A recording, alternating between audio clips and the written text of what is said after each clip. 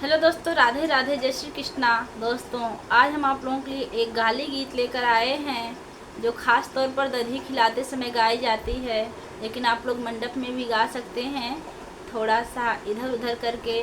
बहुत ही धमाकेदार गाली गीत है। आप लोग वीडियो को देखिए और कमेंट में अपनी राय ज़रूर दीजिएगा कि यह गीत आपको कैसी लगी।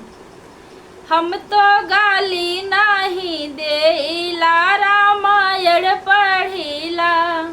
हम तो गाली नहीं देला, रामायण पढ़िला।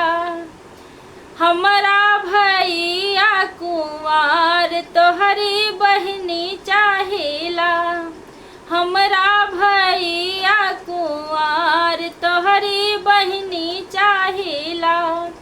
सोमलाल सजरिया वन से दुईठे लड़का चाहिला।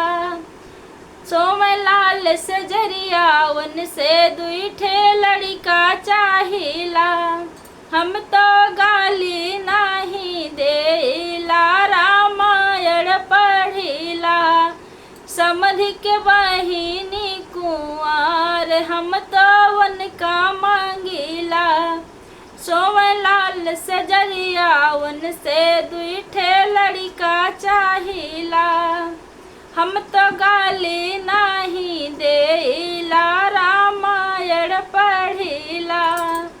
हमरा भैया कुंवार भसुर के बहिनी चाहिला। सोमलाल सजरिया वन से दुईठे लड़का चाहिला। हम तो गाली नहीं देला, रामायण पढ़िला।